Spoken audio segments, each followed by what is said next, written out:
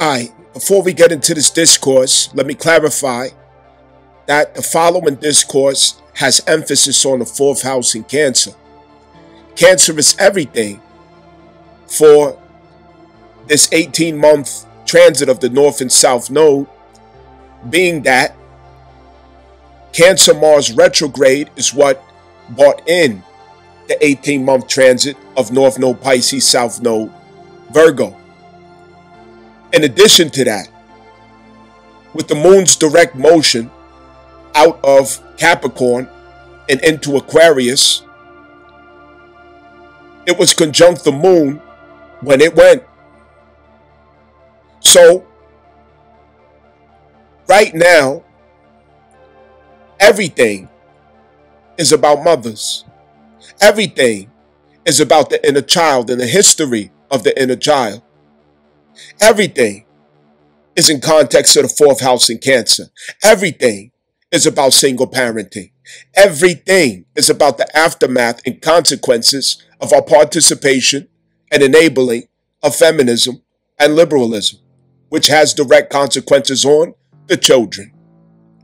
So with that being said, let me bring to mind, how do we relate every lunar cycle to Cancer, Scorpio, and Pisces?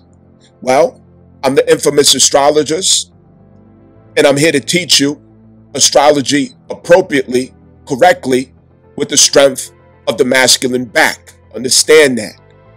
I'm here to teach you the right way, with the grit, with the truth, where there's no poetry, no fancy speech, no eloquence of sweet sayings, but information that you can use to change your life right now, if you so choose. So, first things first, Cancer Moon. While you're listening to this recording here on this Saturday night on the 5th of April, for the past 2.5 days, what you've been going through was processing your emotions under the Cancer Moon transit. Every Cancer Moon transit, what we are doing is we are processing the burdens of the inner child through the moon in Cancer, bringing it to the Divine Mother, which is the consciousness of how we relate to the nurturing of the self, the prioritization of the inner self, prioritizing emotional security for the self, integrity, reverencing the wounds that bore us, and those emotional burdens that began in childhood that we're reminded of through karmic experiences, cycles, and processes in everyday events. So it's a good time to do a review about this, being that this recording is made during the Cancer Moon. Just think, what were some of the emotional challenges that you had today, yesterday, and the day before? That is the 3rd, the 4th, and the 5th of April. One thing I know for sure, because I'm the infamous astrologist, is that you had some emotional turbulence, frustration, and burdens. And I'm here to tell you, according to what I understand about astrology, that it all had to do with your inner child. This isn't the first time you felt like that. And you weren't feeling that way through that frustration because of what somebody did or said at work or at home, in your relationship or whichever else. It began in the household. It began in the 4th house. It began when you were, like Charleston White says, a little itty bitty baby. Understand, that's where you first started feeling that way. And these are events that brings it back to surface so that you could bring the power of consciousness to it, to select for yourself who you are and who you refuse to be anymore. Understand, empowerment is being offered to you. So every time the moon is in Cancer, if there are any frustrations or burdens of the emotion that you are going through, now we know how to properly identify what it's meant to achieve, which is to reconcile and give peace, to give security to the inner child. because it's not about who or what is provoking it, but it's about what they are provoking it for, based on a spiritual contract. What are you to realize for or on the behalf as an advocate of your inner child, so that you could bring peace to that situation? The struggle began in infancy. It began in childhood. And you're being reminded of it every time the moon comes through Cancer. Understand, different themes, different struggles, different pains. All right? So anyway, so what happens when the moon gets to Scorpio? When the moon gets to Scorpio, we have to transmute, transform, transcend. This is where our emotional burdens have reached the limits of our capacity, where there is something that we do not have the power to change, the power to control. This is where the emotional burden, it requires acceptance. It requires resilience. It requires courage to face the facts. Disillusionment is part of this emotional burden at this point, when the moon gets to Scorpio. Every month, when the moon gets to Scorpio, this is what we're going through. We are taking the portion of our emotional burdens from that cycle of the moon, and we are accepting that there's some things that we can't change or control. And we also are finding a way to muster the courage to change the things that we can change. And we're also tuning in for the clarity, the wisdom, to know the difference between those two directions. This is where the sting of the venom, this is where the betrayal, this is where the hard truth, the reality that we don't want to be true, now becomes a burden that we must face. And it causes us to transform. It causes us to become someone new, someone different than what we were before the moon entered Scorpio. And this is every month. Every month we shed this skin. Every month we have this transformation, transmutation. And the prayer goes likewise for Scorpio. Father God, grant us a serenity to accept the things that we cannot change. Grant us the courage to change the things that we can. Grant us the wisdom to know the difference. This is how we properly process emotions. From Cancer, we are aware that when the moon is in Cancer, whatever we're going through of an emotional altitude, along with other aspects to other signs, but when there's an isolation of that planetary influence to Cancer through the moon, we know that it has to do with inner child work. When the moon gets to Scorpio, we know that it has to do with transmutation, acceptance, disillusionment, resilience. We've reached the limit of our power, and it's time to transform so that we can expand our capacity for greater empowerment. The moon goes with fourth house themes and Cancer through the house of Cancer. When the moon goes through Scorpio, it has to do with eighth house themes as well as Scorpio. And of course, the Lord of Scorpio, Pluto and Mars, you take those planetary transits into consideration with how you're going to deal with the matter at hand. So, how about Pisces? Now, when the moon gets to Pisces, it's time to dissolve the ideals that were suppressing our forward motion. It's time to purify our imagination of contamination. Contamination of the residue of Cancer moon. The contamination of the residue of Scorpio moon. It's time to purify the emotional body. Purify the intuition so that there's no stagnation or misrepresentation of what the power of our imagination is producing for us. The imagination has to remain pure and clean. It has to remain holy. Pisces is God because it is the imagination. And the imagination is infinite potential, infinite possibility, even eternity, because it's from whence all things come, Pisces. This has to remain holy, pure, and clean. So this is where we have to dissolve ideals that were based on fear, limitations, guilt, anger, hatred, division, separation, anything that contradicts the spirit and ideal of unity. It is where unity is found again in the being in the self. The unification of what has happened and what has not happened, what will be and what might not be, who has left and who has stayed. There's unification in all of it.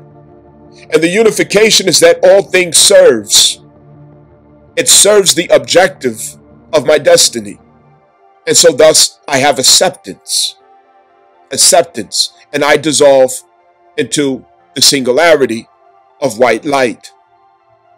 This is where our understanding, our attitude, and our concept, our perception of the world, of society, of people, of humanity, it has restoration.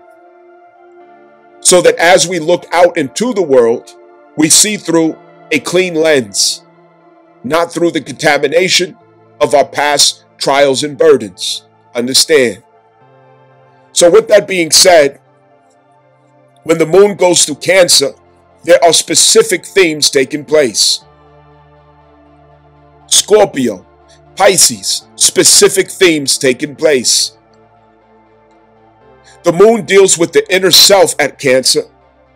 It deals with your power struggles between you and others, or you in situations and circumstances that may be beyond your power, or testing power struggles. In Pisces, it has a lot to do with how we feel about the world and environments around us,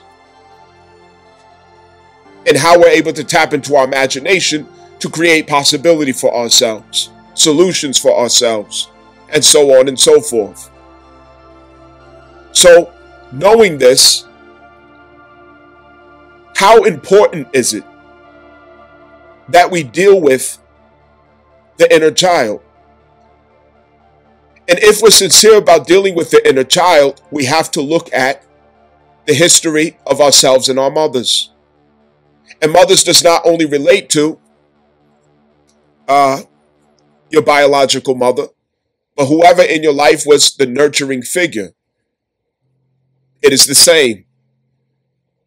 So it's appropriate to discuss, to examine, to look into themes around women, especially in America, where women are used as tools, useful idiots, political leveraging tools, social engineering tactics. They're used to control the people, to manipulate the people, to keep division between man and woman, so that no strong family can oppose what they're scheduling. These are intentional operations taking place. And women have no resistance to it because it works through their sense of entitlement. So, the discourse that you're about to listen to, it's appropriate to this. And it's the depth of what we need to deal with concerning our Cancer moon, our Cancer Mars transit, as well as what the intent was with the moon going direct along with Pluto in its transit out of Capricorn into Aquarius. So as you listen to this discourse, I want you to call to mind your natal chart. At the fourth house, that's where the emotional image of yourself began to form. Emotionally, how you relate to yourself in the outer environment, that will be the lens that you see all of your relationship and circumstances and environments where people are to be trusted, where the space is supposed to allow vulnerability and trust. That is where that concept of yourself and your perception was first cast, at the fourth house. At the fourth house is where we're supposed to be able to have vulnerability here, trust here, mutual respect, kindness, all of the laws of Ma'at.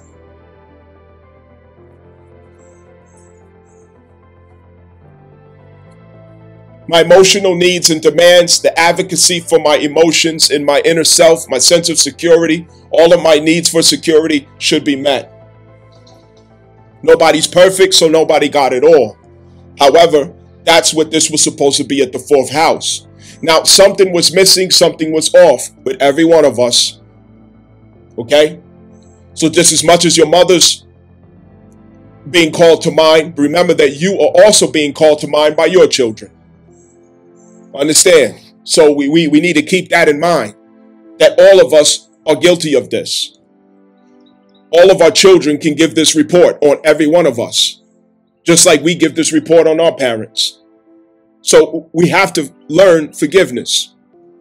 Now, at the Cancer placement of your chart, this is where you attempt to redeem that from the world. You attempt to get it back from the world. Whatever you didn't get from that fourth house, you try to recover it from the house of your Cancer placement. And the planets and aspects there is what characterizes how you go about doing that. And that's usually where you end up creating for yourself matters of revelation concerning the inner child, where you begin to realize something is off here and I need to make a connection to the inner child. When it's really difficult and you're too surface or too simple to really dive into such complicated themes and topics, a twin flame often has to come to break you out of the spell of one or two dispositions, which is either narcissism or emotional codependence. If the parent who gave you the influence to the forming of your character or your mindset was of a codependent nature, it could cast a narcissistic disposition on you. And if the parent was narcissistic, it could cast a codependent disposition on you. So you have to attract the likeness of the parent that casts the codependent or narcissistic disposition upon yourself. So what you end up doing is you have a twin flame that is the likeness of the parent that created you or molded you as a codependent or the narcissist. So if your parent was the narcissist that made you the codependent, you attract the narcissist in order for you to learn how to undo yourself as a codependent. If your parent was a codependent and cast you as a narcissist, then you have to attract a codependent to learn to undo the formation of the narcissistic behaviors and traits within the self. The dynamic twin flame of the runner and the chaser, the one who gives you pain like no other person. And that pain is the cracking of the consciousness to begin illumination.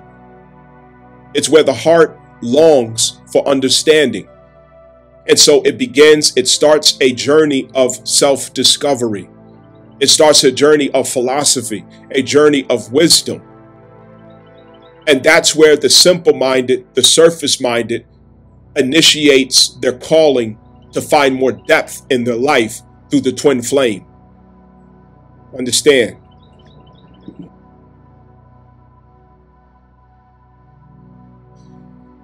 It wasn't our mothers solely. It was the culture. It was the spirit.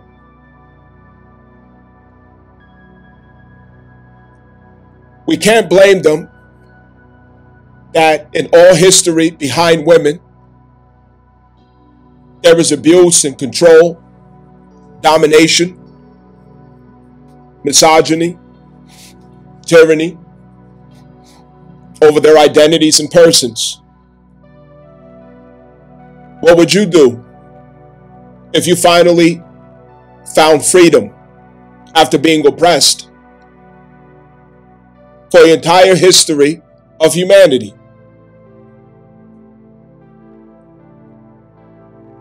You would run until you collapsed. Like a dog that was cooped up in the house all day. You let the dog out and the dog just runs around the grass, tongue hanging out.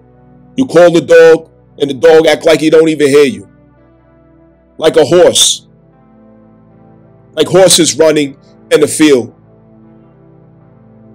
Freedom and liberty is a new experience for women in the world, especially starting here in the USA. Now, especially imagine African American women who lead political culture shifts as the useful idiots of the liberal regime. Their freedom has been compromised exponentially because of slavery. So imagine women finally having a reality where they have autonomy over the self. They can earn their own money, decide on their own destiny and fate, become whatever they want. It's not a fault that their expression of freedom is zealous, full of passion and punch. Their expression of liberation and liberty, it's a collective effort to come together in unity regardless of their differences to never see women oppressed again. You can't blame them for that. However, it doesn't excuse that there has been consequences, and there are consequences for freedom that doesn't honor responsibility. Where there is freedom, there must be responsibility, accountability. But accountability happens to be something that is new to the body of women. Why? Because again, they're new to freedom. How can women be creatures that understand accountability? How can they naturally answer to accountability? How can they naturally relate to accountability? They have never been free in their history. Ever. So accountability has not evolved in their being. It has not evolved in their essence, in their nature. Aquarius Pluto is introducing, based on Aries Neptune, a new species. We are becoming a new species.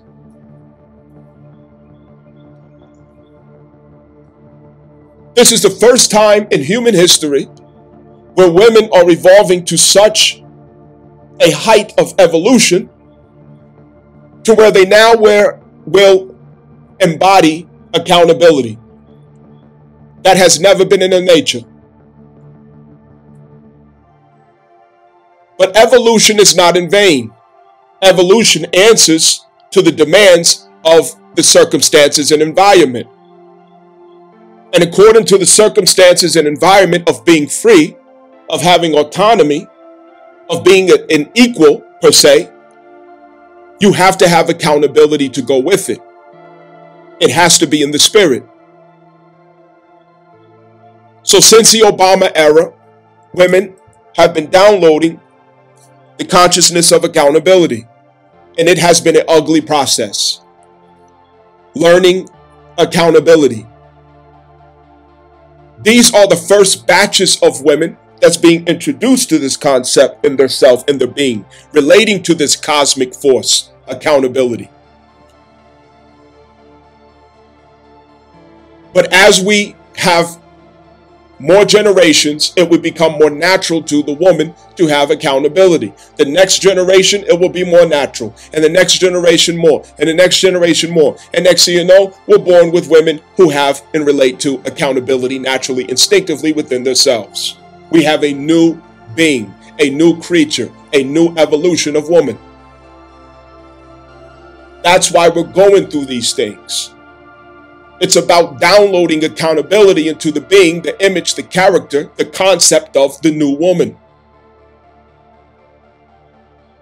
You first have to learn what happens to you, what happens to your life when you lack accountability with your freedom. And you also have to learn the delicate balance of freedom and security. Freedom takes from security. Security takes from freedom. As you want more security, you have to sacrifice more freedom. As you want more freedom, you have to sacrifice more security. Security is more important for a woman's nature. Freedom is more important for a man's nature. Therefore, the sacrifices are natural for them. A woman will naturally sacrifice levels of freedom to have greater security. A man will naturally sacrifice more security to have greater levels of freedom.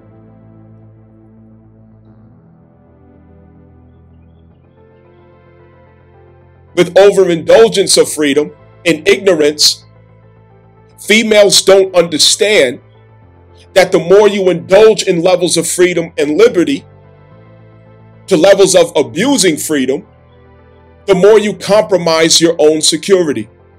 And the more you as a woman compromise your own security, the more unnatural you become to yourself and others. You become something that you can't recognize. Your soul begins to act out. Your inner child begins to act out in ways that you cannot make intelligence of. You cannot define. Security is the basis of a woman's order, of what makes her functionable. A dysfunctional woman has a root problem with security. A dysfunctional man has a root problem with freedom and that which goes with those things. So with that being said, I'm explaining that there's a bigger picture to just, you being hard on women. No. My wish is that men could come out of the spell that they're in with women, allowing them to be who they choose and select themselves to be, while knowing that there are options for you once you have redeemed yourself to have a likeness to yourself. But in participating with promiscuous behaviors, fornication, adultery, lust, addiction to what you can consume of women, you will never see the view. You will never make sense of it. And you will always be under her foot. You will always be under her spell and under her control, as long as you have that addiction. Women will always rule you. They will toss you aside. They'll play you and play games with you as long as you walk around in that spell.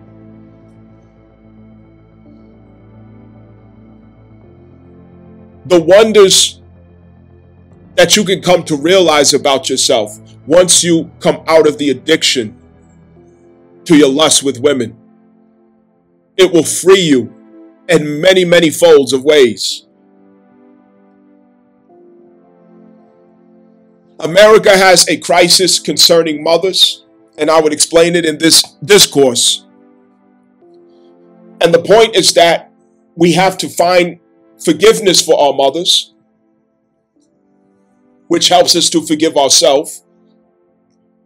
It starts with us forgiving ourselves and understanding where some of the burdens and loads that we have with the inner child first began. The 12th house stories, the 12th house themes, the subconscious impulses that seems to guide and steer our life in directions that we are not able to predict or realize until it's too late. the dysfunction in relationships over and over that keeps pointing at your negligence to yourself and your negligence to your inner child. But we keep making it about what the other person did or did not do that offended us. And it has nothing to do with that. It has everything to do with what does it cause you to realize about yourself. And the root of that always goes back to the mother. And for females who have this issue going on and on with men, the root issue is your father. So likewise, so as you listen, the context is the same. Understand. Now, another detail that's going to be challenging for many to process out there, especially the brothers, because I know how niggas can be with their moms. You can't romanticize your mother. On the flip end, you can't hate your mother. And I know that there are unique and particular cases out there that are really sophisticated, complicated. You know what I mean? Abuse out there, you know, and mistreatment. Things that have no other explanation than hate. I mean, we could go on and on. And whoever's dealing with such sophisticated matters, you know, I really encourage you, seek, you know, professional help and do all that you can to address it in healthiest ways. But here's what I'm saying about this, is that when we romanticize our mothers, we often overlook the reality of our mothers. And in the reality of our mothers, we miss the fine details that was part of understanding what it took to form your emotional body.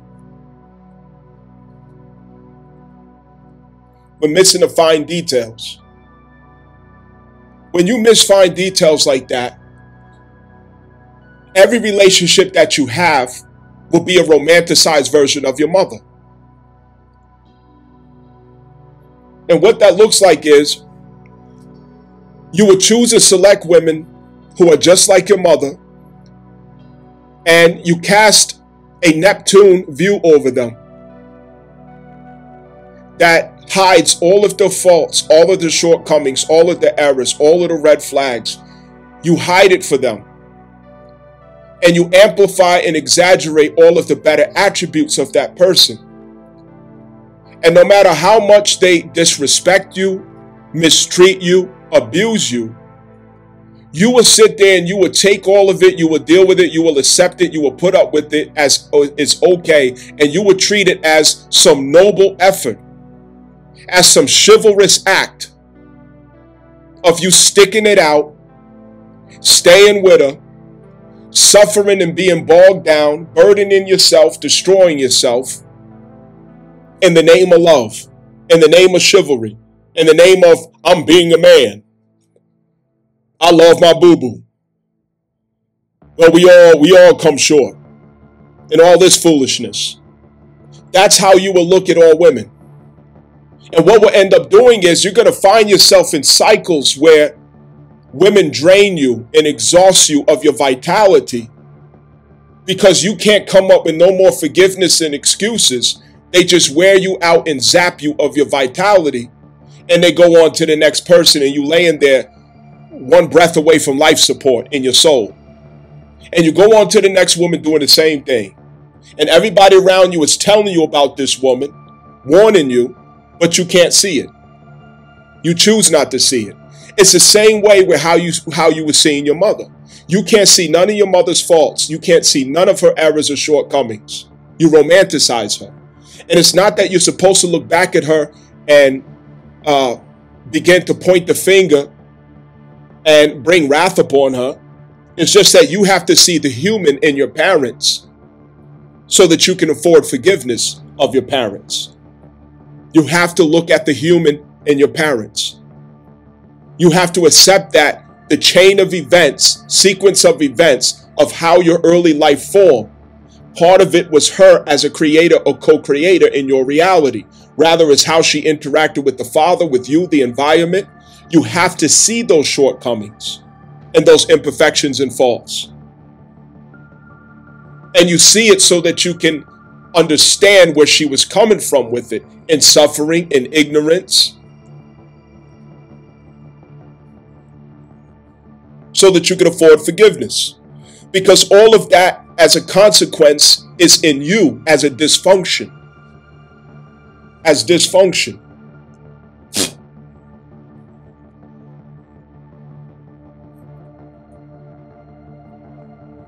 And the more we fail to acknowledge it, refuse to acknowledge it, the inner child is going to insist that you create unconsciously that same relationship dynamic. Whether mother is abusing you, mistreating you, dogging you out in the form of some woman that you chose or picked to love.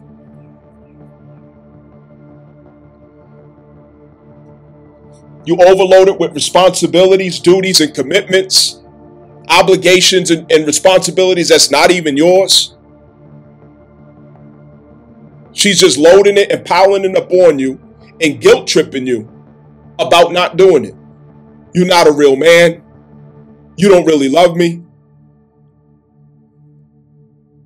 If you really love me, you would stick it out. If you really love me, you would deal with it. No.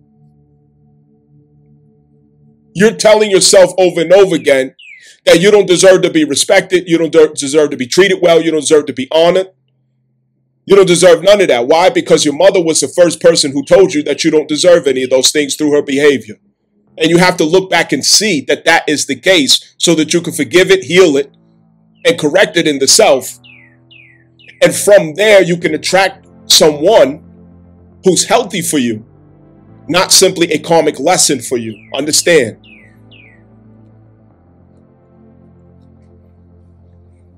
You can't romanticize your mother. You can't romanticize women. You have to see women for who they are. You have to see them for what they are. When you romanticize women, you're susceptible to a deeper sense of disappointment, and it can lead you to violence. That's not healthy. That's not good. She lies to you. She cheats you. She steals from you. She abuses you. She wrongs you. She oppresses you. You're not going to be able to handle that reality because you've already romanticized this woman, put her up on a pedestal, and when she does something that is human of her, that is inevitable of her, that is imperfect of her, that is of fault or error, you're not going to be able to handle that reality shock. You're not going to be able to handle that disillusionment. And you can end up subjecting yourself to violence or other implications based on your behavior that is in the passion of that moment.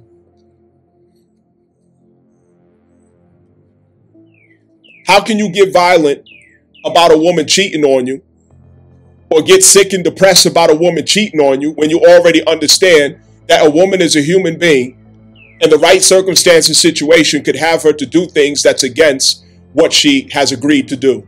You already accept that. One day you could walk in and somebody with a bigger dick than yours is in her mouth. Your boo-boo who you love so much, you on the phone with her all the time. You treating her well, everything going what you think is right. But yet, she's with this other nigga, scooting around, sneaking around. How can it hurt you so bad when you already accepted the reality that this is what woman is capable of? Every woman is capable of that.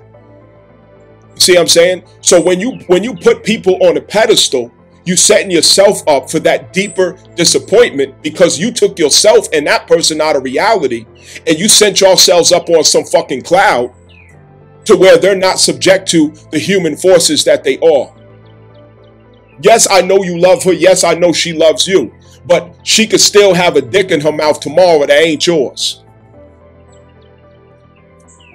I know you all have this agreement and everything of trust going on and she's so perfect and she does everything right. Well, one day she could do everything wrong. And it shouldn't cause you to get violent or fall apart, lose it, screw up, compromise your freedom. get depressed and get sick, can't get yourself together? No, because you should be realistic from the get-go, from the start.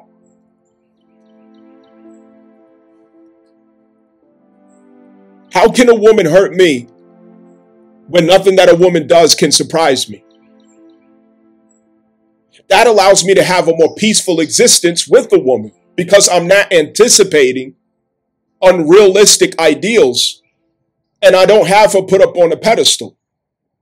So because of that, when she does something that's not good or something that I don't agree with or something even that's offensive, I'm not going to get out of control.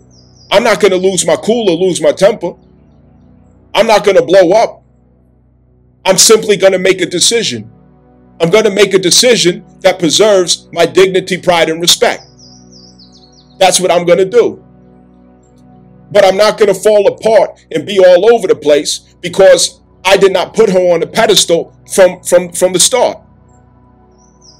She's a human.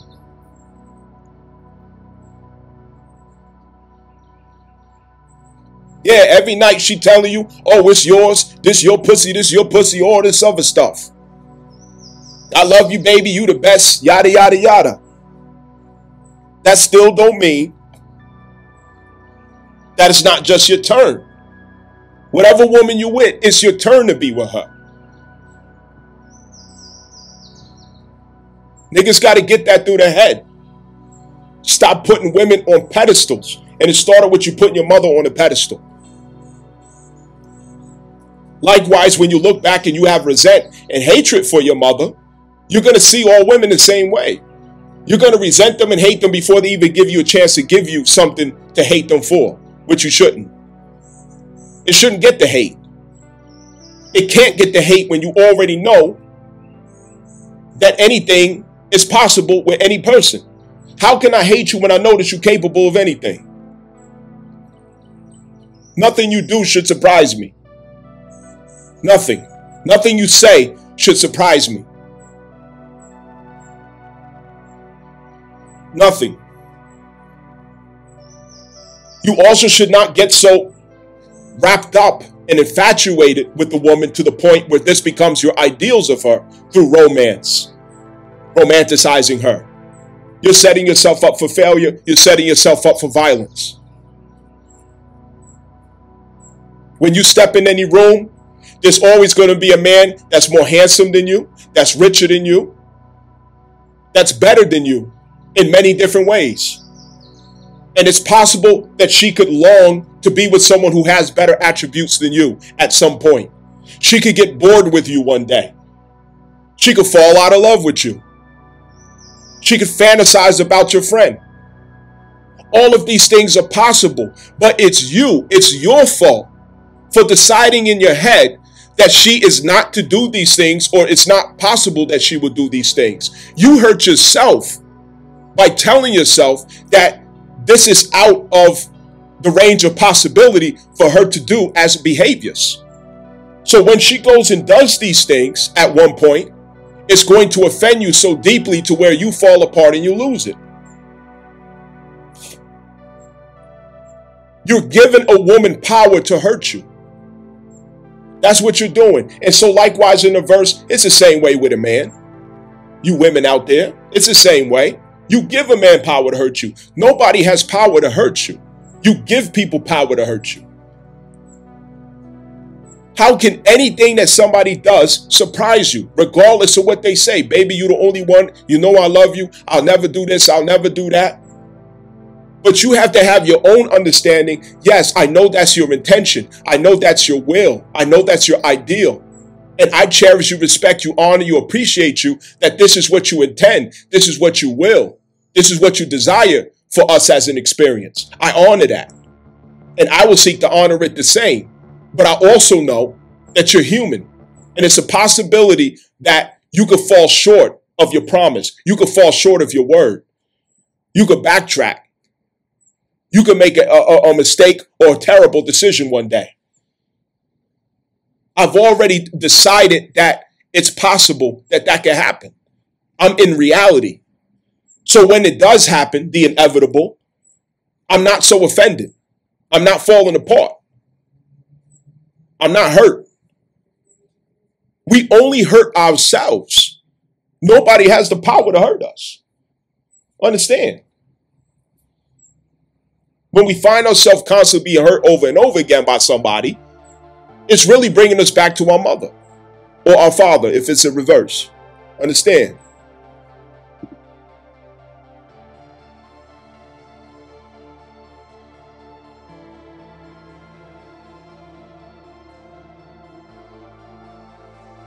When a woman has a husband, there's limitations to the ways that she behaves, to the way that she moves in public. There's limitations. And it's how it's supposed to be. Because he stands between her and her chaotic desires. Without a husband, she's all over the place sowing seeds of chaos and confusion, regret, shame. It's her nature. In America, we don't understand, or we do understand, but we don't do it, that a woman is so delicate and precious that she's supposed to go straight from the father to the husband. There's not supposed to be a gap between that. She has to be covered by the father. And straight from the father, she goes to the husband, not with boyfriends, not into an infinite life of dating, serial dating. You dating is the only word you fucking know. That's not, it's not normal, and it's not safe for the nature of the female. She's supposed to be covered because security is the root of a woman's functional behaviors. Insecurity is the root of her dysfunctional behaviors. And so likewise with the man, freedom is the root of his functional behaviors. Lack of freedom is the root of his dysfunctional behaviors. That's how nature works. The serial dating is packing her up with all type of trauma, all kind of dicks going up inside her, banging her out on mattresses. She going from man to man to man. And every time a man's genetics is inside of her, don't you know it stays in her up to 10 years minimum?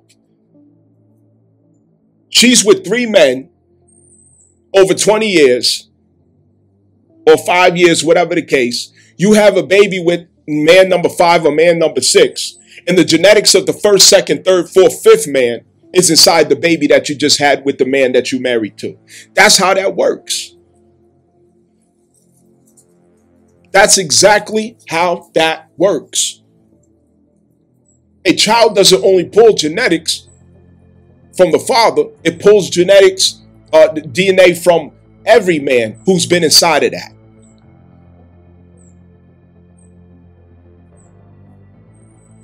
Here's where the curveball comes in at.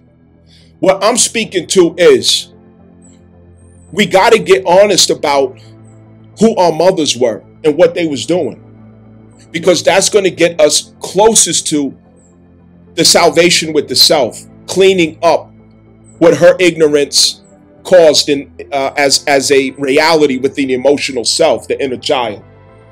And we have to forgive her for that, because in most cases it's not something that she knows better than. Just like there's damage that we've done to ourselves and others, and when we were in ignorance. Ignorance is dangerous, but we got to clean it up. We can't just overlook it and pretend like that didn't happen, like it didn't go the way it's been going. When you're born in America, you're born into a very unnatural situation. It's unnatural for you to be born to women who are just fucking everybody walking. They're promiscuous, they're whores, they walk the street, they constantly with a bunch of different niggas. They have very bad character. They're rebellious. You can't tell me nothing. Don't say nothing to me. No accountability. It's always somebody else's fault. And they go through all this emotional trauma and baggage and damage as a result of these dating lives that they have. And that emotional burden, it gets passed to the child. And that's not natural. It's not normal. She doesn't know how to work through it or heal it, but yet she passes it to you. But we can't have that excuse because we got to deal with it, because we're in the time where we can be aware of this. And we have to forgive her because she wasn't aware.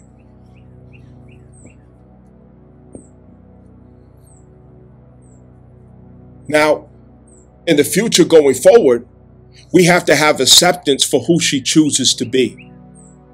Okay? Going forward, what I'm talking about is we have to look at, okay, the history of women and the effect of feminism upon our soul's imprints. Okay? That's what I'm talking about, that cleanup.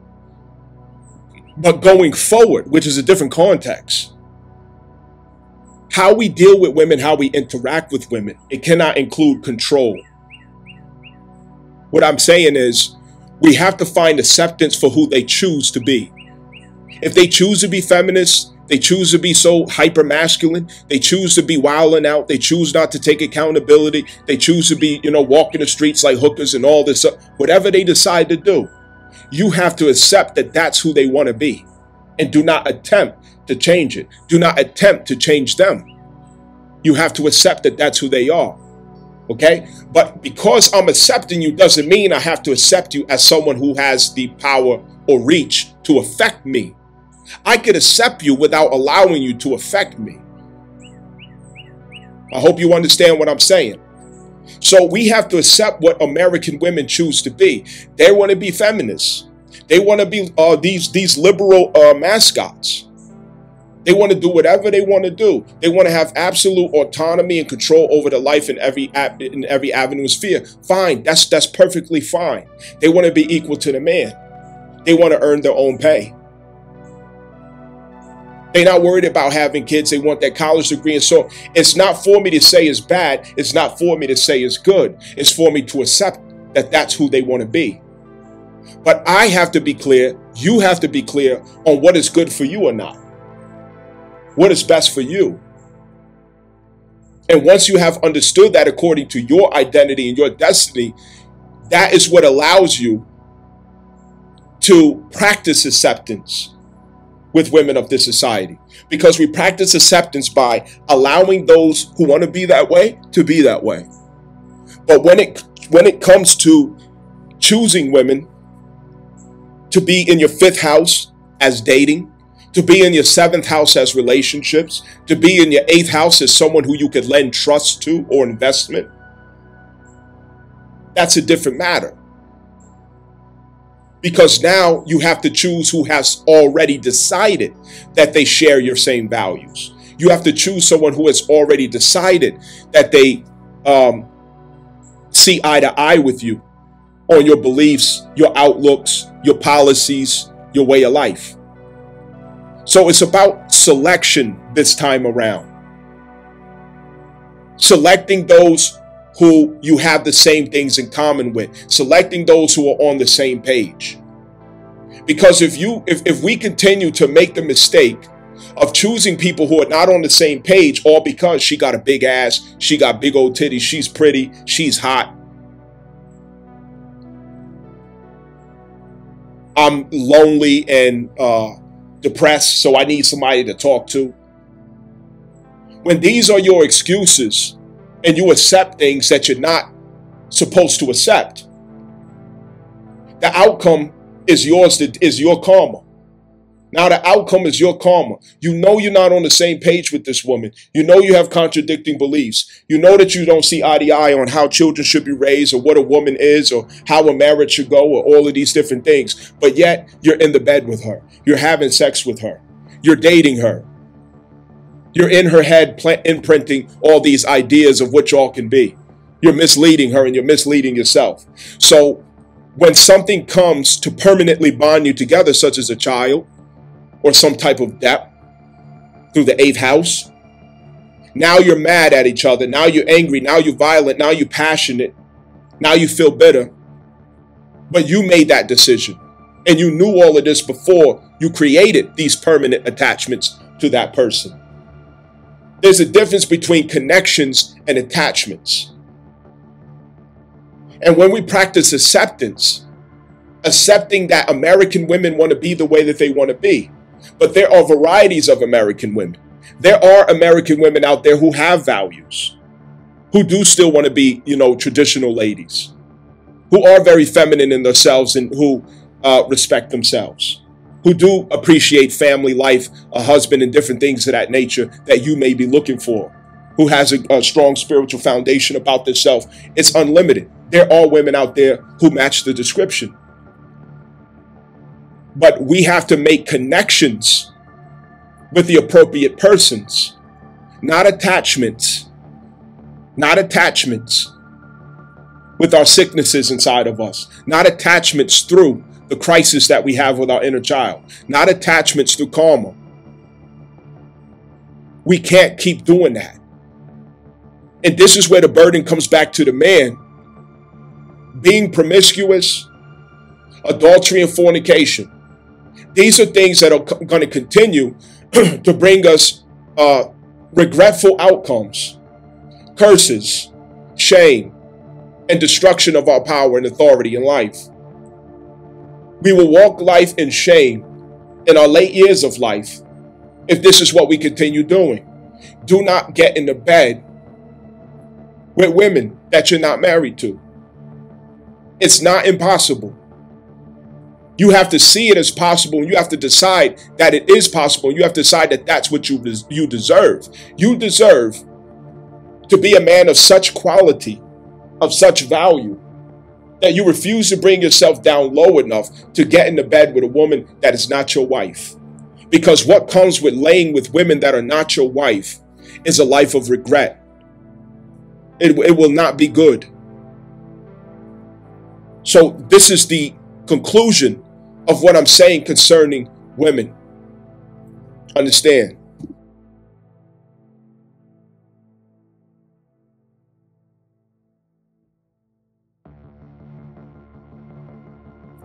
Your lunar placement, it doesn't lie. It tells the truth. Your lunar placement in your natal birth chart, it explains the details in shadow and in illumination of your mother. And that's what formed the image of the inner child. The catalyst, the environment for that was at the 4th house. And what taught you how to articulate the self as apart from the reality was the 3rd house. And whoever was there. If we're going to do real healing, let's do it right. Let's find the courage to do real healing. I'm sorry you was misled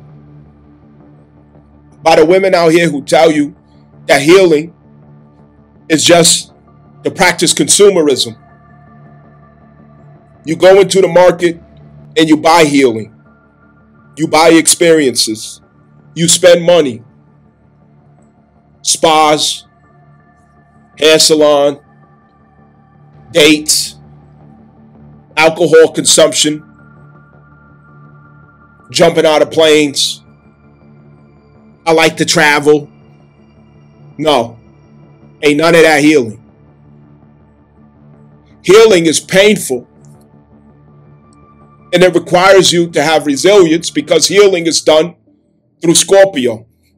Scorpio is what owns the power of regeneration. If you got shot,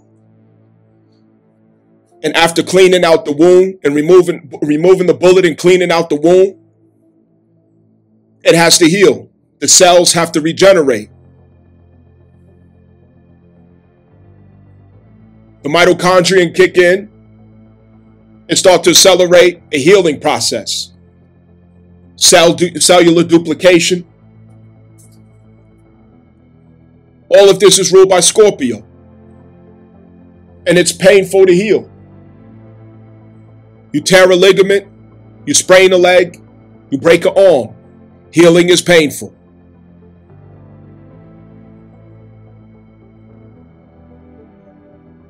Especially when you ignored it and it didn't heal properly and you got to go back in there.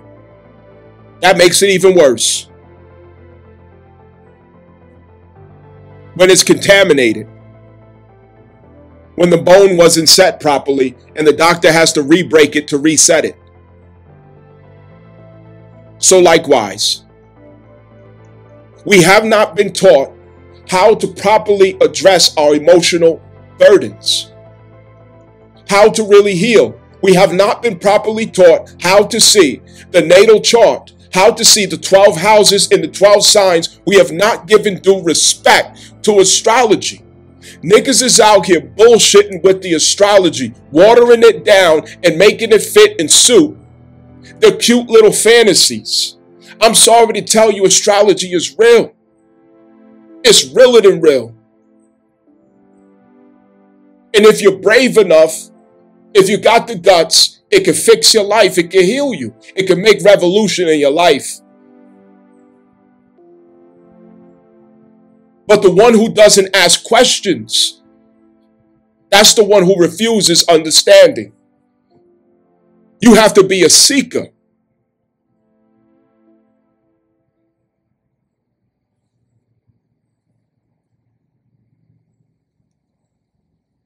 America, America.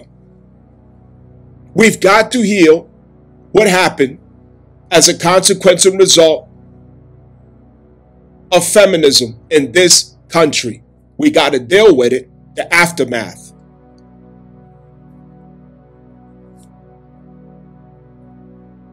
Race is not the issue in this country. No, it's not. Hardly even classism.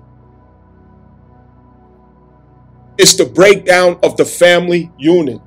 It's the breakdown of man, woman, child. The separation of man, woman, child. The turning of the woman and the child against the man. It keeps the family state weak. It keeps the community weak. It keeps society weak. Defenseless, helpless. And the brainwashing is quite simple from there. Quite simple.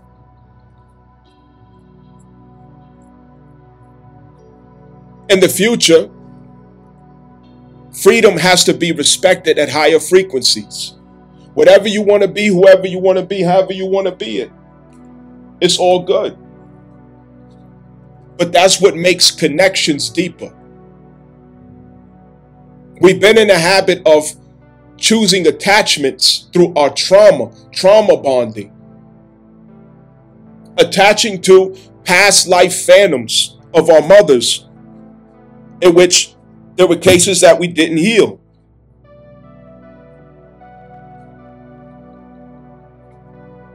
And through the drama of the relationship, we got deeper and deeper exposure at the status of the inner child so that we could heal. But in choosing connections, we honor freedom. Choosing those who already have chosen the idea that we have, the vision that we have, the view that we have, the beliefs that we have, the convictions that we have, being on the same page. No control, no force, no dictatorship, no manipulation. If you know that these particular women or these particular men are not good for you, you have to wait out until the storm passes.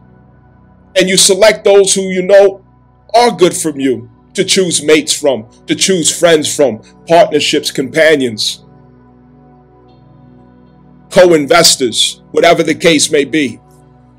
But situationships are inexcusable at this point. We're at too high of a frequency for it to be an excuse. The situationships, the accidental birthing of bastard children, the getting pregnant on accident. We can't excuse that. We got to see pregnancy, first of all, as something sacred again. It's like going buy potato chips. Sex is something sacred.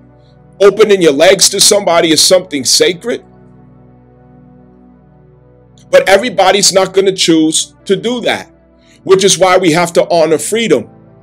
Knowing what those people look like, knowing the traits and characteristics of people who chose to live that way, and saying peace to them and going your own way into the communities and villages and demographics of those who choose healthy ways of living, good ways of living, the right ways of living.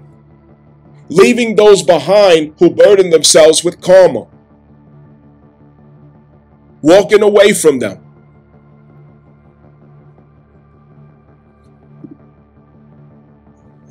Some people may be curious as to why I'm consistently drawing attention to how we relate to women, females of our society, and the culture behind them from here in the West, feminism and liberalism. The root of all of this is our mothers, and not in a sense of seeing our mothers as villains, seeing it as the fault of our mothers, or seeing as our mothers as those who we should turn against or bring wrath upon. No, none of these things are true. What we have to see is that what's been manifesting in our communities is a consequence. It's a consequence of our subscription to feminism and liberalism. The single mother crisis. And this is why we have to close our doors at night and lock it. We can't trust our neighbors. When you go in certain neighborhoods, you could be shot, you could be robbed, you could be killed because of young men turn into terrorists, hiding behind guns in Pusheisty masks. And the daughters, well, they're making enough noise, more noise than the boys. Our daughters are out here in full expression of prostitutes in this society, freely exchanging experience with their body and their beauty for money,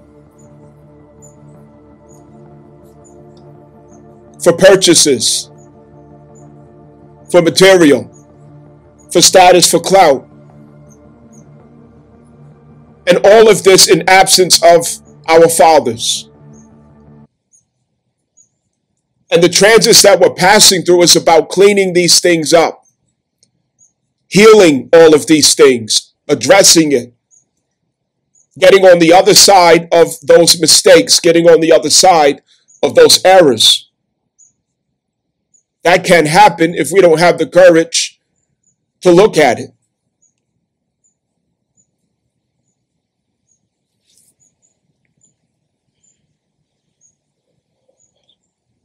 Recently, a young man went to a track meet and ended up stabbing another young man in the heart. The offender was a young black male, and the victim was a young white male. And it's sad to see that many from the black community are making excuses, defending and condoning such violence. There's no excuse for murder in that sense. There's no excuse. It wasn't self-defense. It wasn't something that could, it wasn't an unavoidable situation.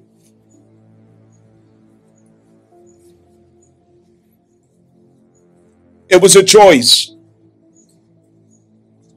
And there's misrepresentation in the black community. And that misrepresentation is coming from the misunderstanding that African American females represent the black community as a whole, and they don't. The black community has been divided. Democrats and conservatives, or liberals and conservatives, Democrats and Republicans. blue pill and red pill, straight heterosexual black males, and on the other side are black females and gay men. That's the black community. Black females and gay men do not see eye to eye with black American foundational males who are straight. We don't see things the same. We do not agree on most things. We have opposing views. We do not have the same outlooks. We are not a single community. We don't even like to be around each other. On the left, where you have this concentration of liberalism, feminism, and gay black males, is where all of the corruption lies.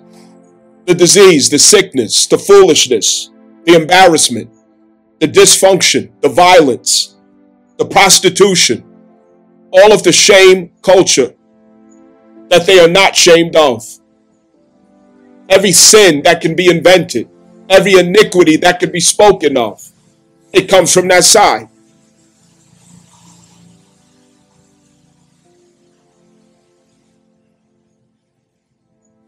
But we all are going to end up suffering the consequences of what someone else with the same skin color does. African American males who are straight, who are heterosexual, they do not condone such things. We have become a new man, a new person. We are not racist. We are not bigots.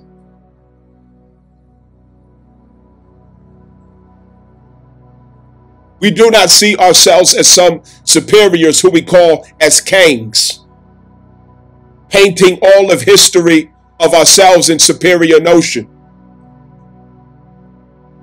There are some details that were not told correctly. There are some things that were hidden or lied on about us. But it doesn't tell the whole story. It doesn't complete the story. And ideas or ideals of superiority, it's futile to try to uphold such a narrative when the reality in front of you says something much different in who you are. And the straight African American male understands that. He sees the African American female as someone who is very lost. And it is not all of them. It is certainly the majority. It is certainly the majority of African American females. They are very lost. They are very racist. They are full of hatred of white people, Hispanic, anything that's not black. They expect worship of themselves. They have narcissistic complexes about their false identities of themselves that they constructed from misinterpreted teachings of scholars and historical claims. African American females are very racist. And they're very loud about it. They love to be worshiped. And they teach their children to walk the earth with the same attitude. Their daughters want to be worshiped. And their sons want to be worshiped too. But without producing anything that is praiseworthy out of themselves. Beyond looks, beyond the surface. They have become just like their mothers. We have a problem with our mothers in America. And much of it is because she got away from the covering of her husband. She got away from the covering of her fathers. And she became very dangerous.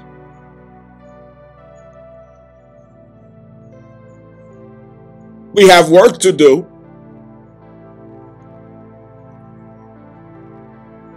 And a lot of it starts with investigating all of the relationships that we have had with females in our lifetime. Every relationship that we have had with females, it was our mother who we had relationships with. Until we came to forgive our mothers.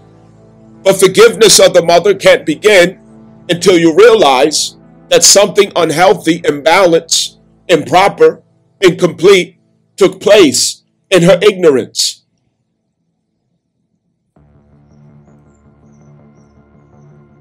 Because we all come out of the same sweeping plague in this country of single mothers. And it wasn't because all the men were abusive. All of them were mistreating. All of them cheated. All of them did this and all of them did that. Impossible. White women put them up to the idea of feminism, and black women bought into it and actually took action upon it. And they lived out the reality in full. We know the story. Lyndon B. Johnson. We know the story. I don't need no man, decade after decade, after decade after decade. I don't need no man. I'm a strong black woman with a K. Strong. Strong and black woman are one and the same word. So what does that make the male? Who's a symbol of strength. But feminism would have itself to deface nature and call it right. And shame you for making mention of what would be right.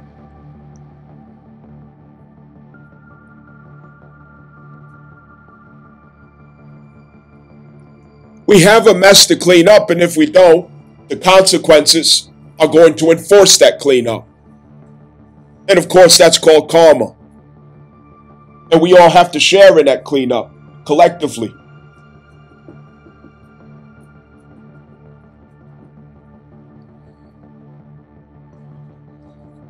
We were raised in ways, we were taught in ways that were isolated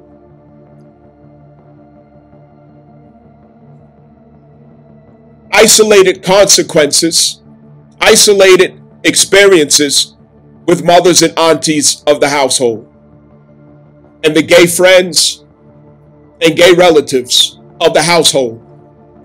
That's who raised American children. Mothers, aunties, and gays. And this is who taught the children how to reason, how to rationalize, how to think, how to feel, how to interpret what they think, see, perceive, and feel. This is who taught them. The mood swings and attitudes, misbehaviors, including abuses and so forth, it goes overlooked. It goes overlooked. It goes not mentioned. Grace is given and forgiveness is given for our mothers and all of the sins, iniquities, faults, and vices. None of it is held to the mother. It is unheard of. It doesn't even feel natural for a person to say a woman molested a child. A woman abused a child. A woman physically abused a man. A woman emotionally or verbally abused a man. A woman emotionally or verbally abused a child. We're not allowed to say that. It feels unnatural for us to say that. We've never heard anybody say it in our life. But does it mean that it never happened? Does it mean that it isn't true? That it isn't a reality or hasn't been a reality? No, it doesn't. It means we have been neglecting to turn our attention to it. And we can't process what we neglect. We can't heal what we neglect. We can't deal with and sort through what we refuse to acknowledge. The ways that black women talk to the children, the way that they treat their children, the way that they deal with their children, I'm a witness. It borderlines abuse. The very harsh verbal language, the beatings that are overwhelming, the disrespect and insult and assault to the ego, to the self-esteem, to the image, shame, insult, guilt, before we're old enough to know how to process such loads of emotional pressure and ego assaults. A child shouldn't have so much to work through. A home with no father, a home with no husband. It's an emotionally turbulent environment. The smoke detector chirps all day, every day. And for your whole entire lifetime, nobody ever changes the battery in the smoke detector. That right there is the symbol of the danger that the children and the wife is in. But her arrogance, her narcissism will not allow her to admit it. She's too proud to admit that. She doesn't care how important that father is, how important that husband is to the well-being of the children being raised in that home, to the community, what consequences it has. What she cares about is how she looks to the public, the narrative that she's trying to uphold and keep true in the ears and eyes of the people. She has sown lies and deceptions in the family lineage for decade after decade. And none of the stories are unique. They're carbon copies of each other from household to household, the same stories. We have a big problem with what we're producing. Young men who are quite dysfunctional, sexually strange, and their identity very strange. And not strange as in Aquarius, but strange as in something is not right. Something is missing. It's good to be different. It's okay to be different. But perversion is another story. Dysfunction is another story. Our young men handle violence, handle their emotional burdens the same way that the mothers do. Recklessly. They are reckless with their emotions. They heed to no order, no authority. They fear no consequence. They feel entitled to everything that they're not willing to work for. Access to them is not through the character, but it's through who you can persuade or manipulate.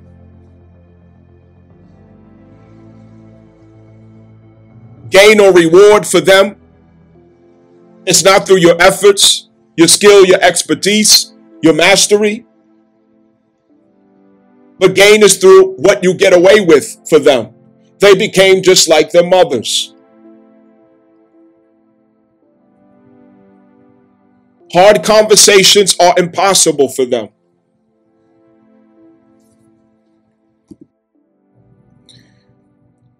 It's not something to overlook how black children are talked to by their mothers. How black children are disciplined by their mothers. The things that black children see their mothers do and hear their mothers say on the phone, around the house, about the father, about boyfriends, their opinions that they blurt out into the atmosphere, their behaviors that are quite inappropriate, hypersexual, no shame, no modesty, no self-respect, no reverence, the lack of respect for authority, individualism, and selfishness is the focus every time. It's about me, how I feel, what I think, what I want, what I get. And children would never realize until they grow into adults and have their own families and relationships that they were simply weapons in many of these black households. As babies and as children, you are simply weapons. A convenient weapon. A weapon against your own father. A weapon to emotionally manipulate the father. A weapon to get back at the father. Leverage to have power over another man. Leverage to have control over a man. Leverage to have get back at a man. As adults, we grow with that same consequence living inside of us of having been somebody's convenient weapon. What happens when you were a weapon and you grow into an adult, never addressing or healing the fact that you used to be a weapon for someone who was full of vengeance and spite, scorn, anger, hatefulness? You have to acknowledge that you used to be used as a weapon. You have to acknowledge that most of us were not children that were planned to be here. We were accidents, most of us. We were born, and we were born having the effect on the mother of fear, anxiety. What am I going to do? How am I going to take care of another baby? This is a problem. The grandma's mad at your mother. The family's mad at your mother. The mother's feeling shame inside of herself or guilt, embarrassment about the fact that she's going to have you. These energies run through your body. It runs through your being as shame inside of you. And you start to read inside of yourself from that energy from the womb. I shouldn't be here. I was a mistake. I'm a problem. I'm a burden. I shouldn't make too much noise because nobody wants me here anyway. See, what people aren't paying attention to is I'm using astrology for its real power. Knowing that right now it's about healing what feminism did. And you have to go back to mothers to really address that properly.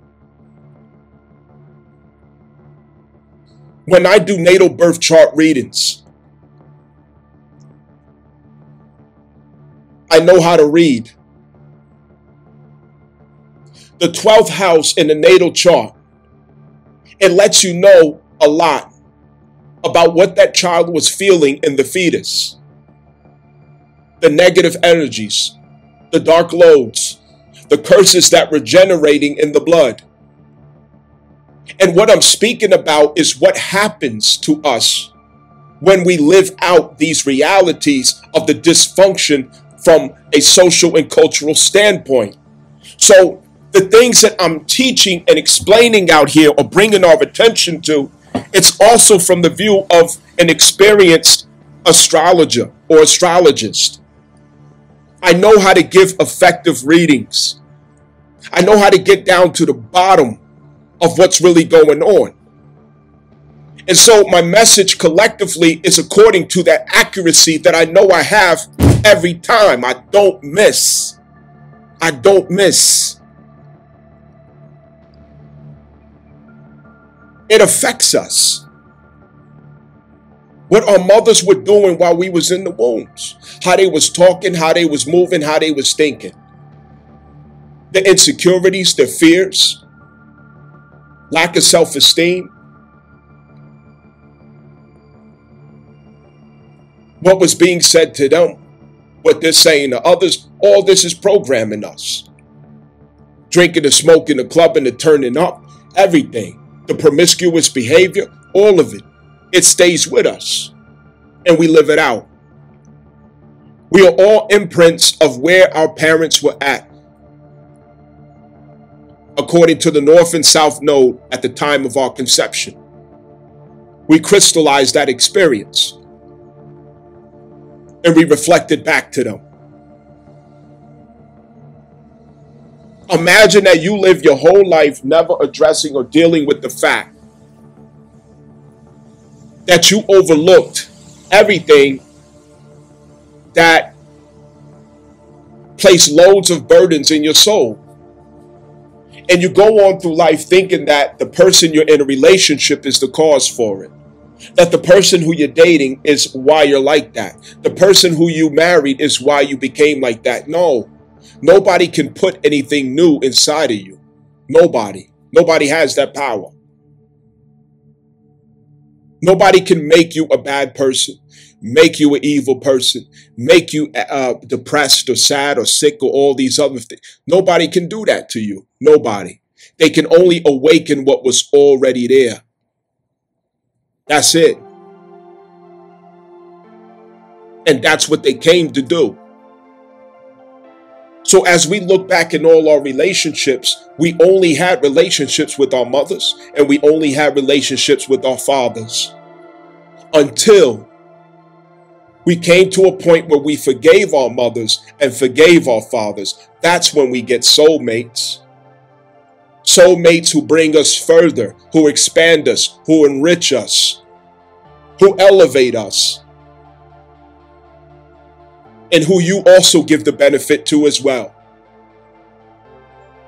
Two wholes coming together, whole, wholesome.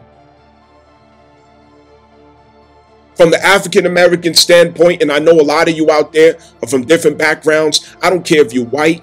I don't care what your race is. Anytime I got any message on here, I do not care what race you are. You are welcome here. You are welcome. And your perspective is relevant.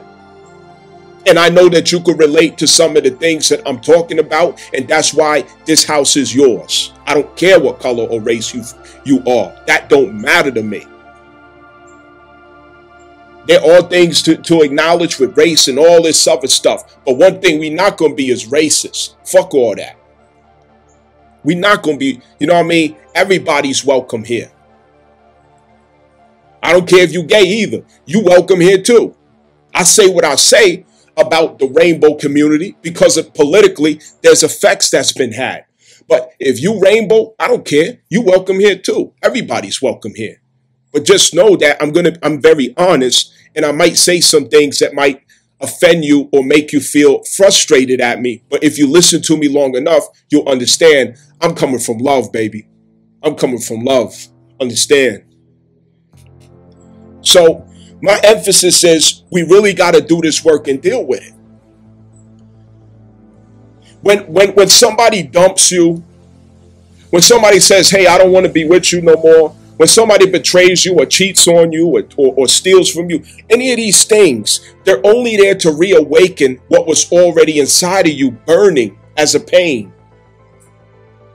But you masked it, you packed it down, and you got good at overlooking it. You got good at ignoring it. So somebody had to come along to bring it back to surface so that you could heal it, process it through Scorpio. What is in you is through Cancer. It's with the inner child. And relationships bring up what's with the inner child to the surface. And you take the burdens of the inner child to Scorpio so that it can transform and transmute as healing between you and others, which is an 8th house attribute. It is the burden of the 8th house. The burden of the 4th house is the self and self. The burden of the 8th house is self and others. The burden of the 12th house is with the world, your social outlooks, your social views. That's Pisces. So each one of the water points is the salvation that we have to go to if we're going to have true and absolute healing. But we can't get to that if we're not acknowledging what took place behind us in our history. What happened to us historically in a spiritual sense? In our spiritual history, what happened to us? And we're not going anywhere until we acknowledge what feminism did to all of us.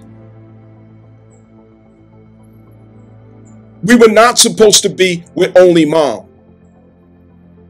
We were not supposed to be raised by a single woman who didn't have a husband as her covering, as her authority, as her guide, as her protector. Because when she becomes insecure as a result of not having a husband, she becomes an animal. She becomes dangerous. She becomes something that is not natural to her being. She becomes something that consumes and destroys things, that crushes things, that hurts and injures things. And she doesn't have the strength to show accountability for that. She doesn't have the strength to admit it. She doesn't have the strength to say, you know what, I was wrong. You won't hear mommy say that. You won't hear grandma say that. They will ignore it, overlook it, and keep on going. And if you ignore it, overlook it, and keep on going, you're going to run right back into it in every relationship that you have. That girl kept cheating on you. She kept abandoning you, mutiny, and all these other things. It wasn't the girl. It wasn't the girlfriends. It wasn't about them. It was your inner child getting you to recreate a reality that would allow you to find the inner child suffering so that you can focus on what is there that you have overlooked and ignored. Your inner child is saying, hey, you're suffering. I'm suffering from abandonment. So I'm going to get you to create abandonment over and over again so that you can help us heal and bond together again so that we can be one, because I have divine powers that I can help you with in this life, but you have to heal me first, and then in turn I'm going to heal you. I have the ability to get you to create realities that you do not intelligibly have the ability to construct. I can give you any wish that you want. I'm the inner child. So as far as we get is to create dysfunctional relationships. And when we have constant dysfunctional relationships, we end up with the twin flames. And what are the twin flames? The twin flames are those who introduce us to the first levels of pain that initiates awakening. The levels of pain and trauma that initiates awakening. Because when we are surface-minded and when we are simple-minded, we need pain to bring us to grounding. We need pain to give us depth. And we need pain to lead us to enlightenment. Because that pain, when it is of the heart, through these twin flame struggles, pain that only a twin flame can inflict upon you or awaken in you, expose you to, that is really deep inside yourself from the root of the inner child. It is a pain that makes you wish you would never exist. It is a pain that's suffering that you can find no cure for. You walk the earth wounded in deep pain, and no advice, no help, no medicine, no drugs, no addiction, no distractions can take that pain away. And so the soul then goes on a journey to seek out enlightenment against this pain. And this is the start of coming out of the levels of carnal knowledge into wisdom, so that we can become godlike and ascend, where we have the view of understanding over all things, not being subject to all things of pain and low frequencies. And twin flames is what does that. The runner, the chaser dynamic, the narcissist and the codependent, the one who refuses to love self versus the one who refuses to love others. The one who will abandon self versus the one who abandons others. The one who runs away from the inner self versus the one who runs away from those who offer them true and authentic love. The one who ain't got shit but think that they're everything versus the one who has everything but thinks that they ain't shit. It's this dynamic that brings us to the first levels of wisdom, in which we're able to look back and say, there's more to this story. There's depth to this. And pain is what initiates us to true wisdom. It's what starts that journey. It's pain. Pain breaks and cracks the simple mind so that we can have access to the divine mind.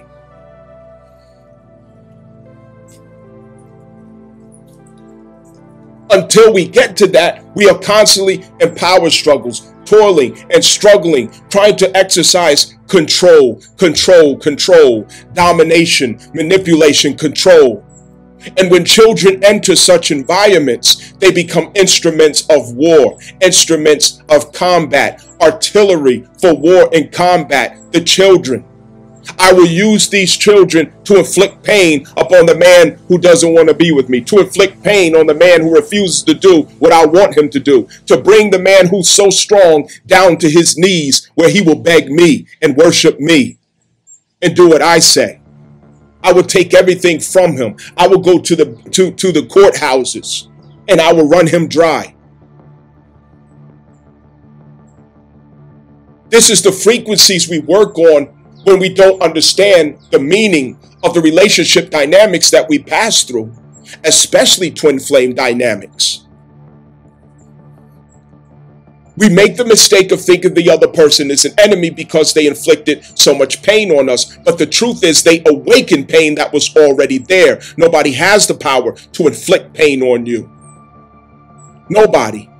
They can only awaken you to the pain that was already there so that you could solve it, resolve it, heal it, fix it, deal with it. Be free from it. Nobody ever hurt you like a twin flame, just like nobody ever hurt you like mommy.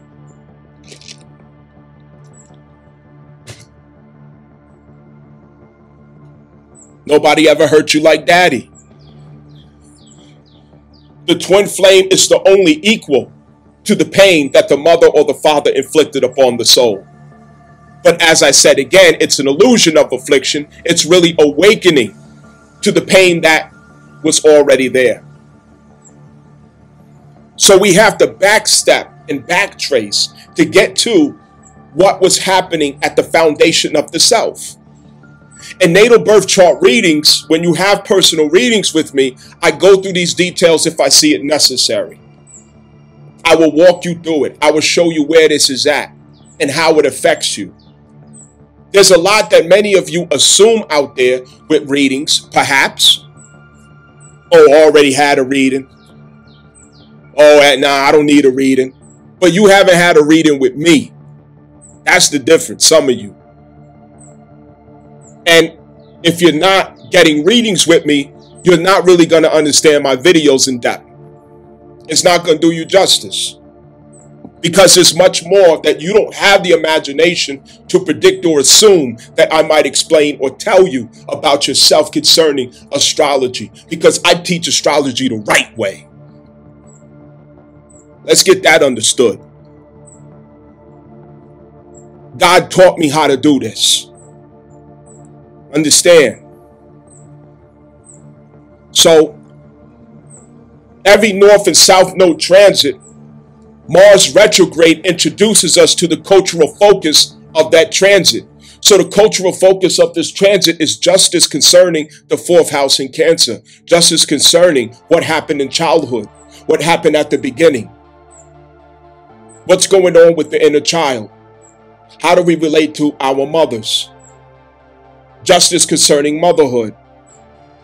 And why? Because we're at the aftermath of feminism. When females are like American females who walk the earth in this superiority complex, this arrogance, this narcissism, this self-destructive behavior,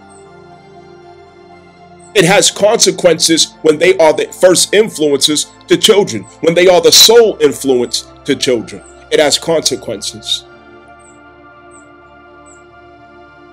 But it's not something we could blame on the mother. We can't blame it on the parent. Those burdens were assigned to us according to our destiny.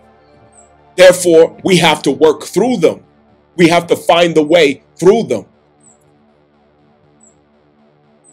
Because it's part of what arises at the meaning of our life. It's part of what arises at the depth of our wisdom, at our understanding.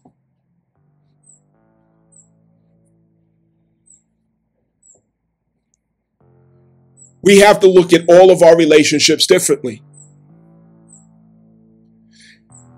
Most importantly, there's the karmic relationships and there's the twin flame relationships, most importantly. Let's consider this. As for the karmic relationships, the relationship that manifests through karma, again, it's not the other person. The other person is a way of revealing to you the crisis that you have with your own authority, your own strength, your own character, and most importantly, your obedience. Learn his obedience through the things that he suffered. So this person is going to mirror back to you consequences of lacking obedience, consequences of lacking personal authority and boundaries, consequences of lacking strength and integrity, consequences of lacking character. And part of the strength goes to not blame others, but to find the accountability in the situation that you overlooked, to find the accountability in the situation that you stepped over, or that you used technology to convince yourself that you are not responsible for, but actually you are. So that person keeps reflecting it back to you, that you lack self-restraint, you lack discipline, you lack humility, you don't know how to stand down when it's time to stand down. You don't know how to be a follower, but yet you expect to be a leader. You want to use your power, but without authority. And when we use power without authority, we are oppressive. We are dominating. We are causing great destruction without construction. We are divisive. We are dangerous. So your relationship could look like a use of power tactics with no authority, overbearance, domination, and control, and having no view of the self and where your accountability lies. No realization with the self and the fact that you are a creator and co-creator at all times. And every outcome, every consequence, every result, it requires your consent for it to manifest, to come into existence. So everything that you ever complained about, it got your consent for it to exist in the first place, as you are a co-creator of every relationship outcome. That's the part that we skip over. And that's what the karmic relationship is there to teach us. The fact that you are the creator. You are the co-creator. And nothing manifests, nothing comes into existence without your permission, which is through what? Your consent. The karmic relationship is trying to get you to realize the weight, the power, the load, the force of your own consent, the consequences of your consent, the opportunity in your consent. Realizing what consent can and cannot do for you. And it destroys all of the blame game, the passing of the buck, the passing of the blame. A successful outcome with a karmic relationship, it looks like a person who has finally learned accountability. A person who has realized their self as a creator or co-creator, a God. Therefore, they are wise and obedient in their creation process. Only creating that which they desire to bring into existence.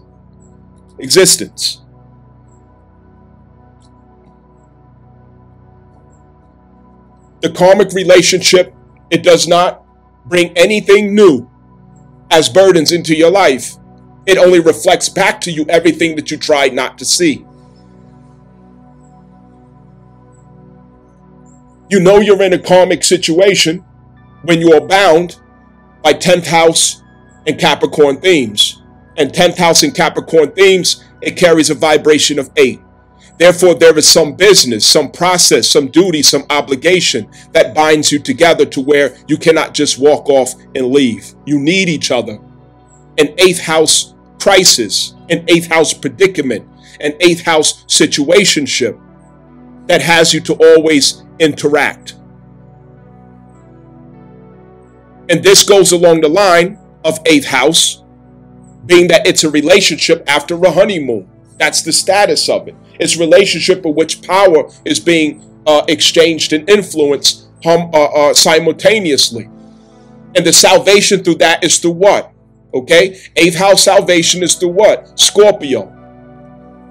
Just as 4th house salvation is through Cancer. 12th house salvation is through Pisces.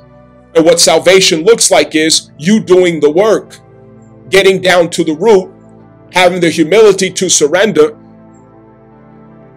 which essentially is to confess, having confession of who you are, where you are, what you've been doing or what you ain't been doing, because you ain't fooling nobody, and surrendering. And from there you can have atonement, which is rectification, showing a corrective change, a corrective shift in a new direction that shows and proves what you have come to understand, living in the light of your newfound wisdom, creating more trust for the self, in the self, which affords more trust for others. And this ascends to salvation at Pisces in the 12th house, which is having awareness and control of your subconscious impulses and the authority that meets those impulses at the gate of Pisces. Now you are an intentional creator. And salvation at the 12th house, it heals our view of the world and of society and of culture. This reads back to Aquarius, the people. The people. If you walk back the ethereals, Aquarius and Pisces, Aquarius finds its salvation with Pisces because it deals with the people. Libra finds its Aquarius with Scorpio because it deals with one-on-one or 1 and 2 and 1 and 3 relationships. And so on. Gemini finds its salvation with Cancer because it's the self in self. Gemini is the self and the self through the heart and the self through the mind, ethereal. Each water point is a point of salvation for every other sign in the context of self, others, and the world. There are 3 contexts for each sign. Understand? Now, the overall point that I'm making, and let me not emphasize this too long, we have to go back to what happened in childhood. And we have to allow ourselves to criticize our mothers, to even judge our mothers, to analyze our mothers, not in spite of hatred or animosity, but in order to get an understanding of where she was at, what she was going through. And we're not going to know everything. But if you're in the habit of practicing salvation for the self, healing for the self, forgiveness for the self, it teaches you how to also see others in the same way. That they are in progress. They are a work in progress. That at every station of their life, they had a different level of consciousness that they were working with, and it was limited. It's limited what they could see. It's limited what they understood. It's limited what they knew.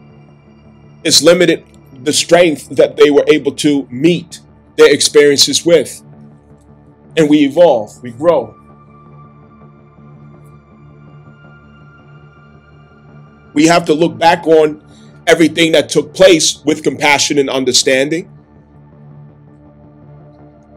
It has to be with compassion and understanding, because that's what affords the unconditional love and a view behind us. That closes out Pisces salvation, of course. Otherwise, it will have a direct effect on how we're viewing the world collectively. Again, context Pisces. We have to process and transmute the truth. Because if we don't, we're skipping over the salvation point of Scorpio. And that's what gives us a difficult time in the 8th house, because when we skip over the process of Scorpio, which is to look at the truth, have the resilience to deal with the truth and process and surrender to it so that there can be transmutation, transformation, we end up seeing that in every 8th house situation that we run into. When the honeymoon is over, here comes the demon, here comes the devil that's always been walking with me. And I first met it when I was with my mother, because she passed it down to me. She didn't know what to do with it, nor did I. And you're going to pass it down to your children. But somebody has to bring it to Scorpio so that there can be transmutation, so that this energy can no longer walk with you, because you transmuted to a new frequency, a different being, to where it no longer has a place with you. So it has to go. No free rides. We're not doing that. Because in this country, we're taught to turn a blind eye to everything that females do. We're taught to look at them as innocent beings that can do no wrong. We can only question them but so much. We're not allowed to say anything about them that is not glorifying them or worshiping them, that is not upholding them and lifting them in a high light. Nothing is their fault. They're not responsible for anything. As I said in the beginning of this recording, how many of our families were ever able to say that a woman molested somebody, raped somebody, was overbearing or abusive to their children or the husband? Women say all the time, oh, he was emotionally abusive. He was verbally abusive. When have you ever heard somebody say a woman was emotionally abusive or verbally abusive? They'll laugh at you. You're not allowed to say it. She's allowed to do it. She has permission to do it. She can verbally abuse whoever she wants. She can emotionally abuse whoever she wants. She can put her hands on whoever she wants. She can use the children against you. She could turn the babies against you. She can make the babies look at you in any way that she wants them to see you. She can walk around the house out loud saying your daddy ain't shit. He ain't nothing. No, don't ask your daddy for nothing. Don't ask your daddy for shit. He ain't shit. She's allowed to do that. And you have no defense against it except the proof of how you live. Most men have to wait until the children become adults to come to understanding. There are fathers in America that have to wait until the children get into their own relationships to see for themselves that things are not the way that the mother said it was. And they see for themselves when you're walking around here, your head is snowy white with white hairs, gray hairs all over. And now your children finally see the light. You walking around here 50-something years old, 60-something years old, and your children finally understand, damn, that wasn't true about dad. Everything that mom said about pops wasn't true. Fathers have to wait decades to get their respect, to get that connection to the children. There are so many fathers that want to connect with their children, that love their children, that want to be there, but that mother will give them a very hard time. She will make it obstacles for them. She will make it very difficult and complicated. She will threaten him with child support, threaten him with this, threaten him with that. You ain't gonna see your kids. You ain't gonna see your babies. They are very possessive about children. Even though the child is the mother's and the father's, she will speak it out in such that it's the context of being her babies, where she has full judgment, control, and authority about the children. The father has no say-so. He doesn't have say-so on what the baby's name will be, what school they go to, what type of behaviors they should have or standards, what type of expectations for rearing and raising of the child. A father has no right in America. He has no rights. The woman takes full domination, consumption of the child's full identity and the narratives and stories that the child is to believe. She does that. Would we be so foolish as to think that there will not be consequences? This is why we should forgive our mothers, because the consequences are not going to be good. And one day we will cry for some of them.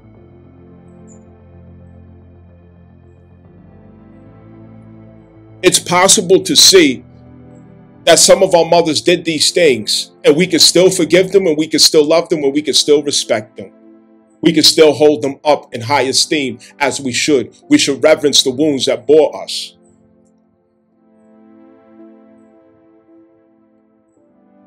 But also knowing full innocence is not on the father, full innocence is not on the man, but I'm emphasizing women. Because in the history of America, that is never emphasized. That's never talked about. That's never dealt with. We skip over that part. But that's part of our healing. Healing is not what these Instagram females have been telling you, okay? Healing to them, okay, is you becoming a vegan, your pineal gland opening up, you getting your nails done, you getting your hair done, you feeding yourself all types of nice, sophisticated vegan food and meditation, sitting out in the sun, in the grass, in yoga pants, you get crystals, you read a bunch of books that make you feel sorry for yourself or empowered and all this other stuff. That's a bunch of fucking bullshit. Healing is painful, not pleasurable. Nourishment is pleasurable. Nurturing is pleasurable. Healing is painful. It is deeply painful to heal. And that's what females are not telling you out here. See, I'm the infamous astrologist because I'm the masculine voice in astrology that tells you the truth. Let everybody else bullshit you and lie to you and give you all this pink confetti in the fucking air. I'm giving you the truth because that's the only way we're going to have real effective change. It's like taking roots for the body. You know, root medicine. You know what I mean? You take some herbs and some roots and different things like that, and you take it as medicine. It's a terrible taste. It's almost to where you can't stomach the taste. But that is the most effective medicine you will ever have. Do we want real healing? Do we really? I'm fighting for it. And I would love your help. I would love your support. But that can't happen until you people out there, you're stuck behind fear. And you look at me like I'm the bad guy because you're the one who has the burden of fear every time I speak. You shook. If you could find the courage, you won't hate me so much. You only hate me because you lack courage. You only hate me because you're scared. That's the only reason you hate me. And I'm okay with a lot of y'all out there hating me. Because guess what? I know you can hate me today and love me tomorrow. But I know one thing that's consistent with today, yesterday, and tomorrow is I am respected. I know that much because I don't bullshit. That's one thing I don't do. I don't have to be popular. I just have to be respected. That's it. That's a father, right? Father don't have to be popular. He only has to be respected.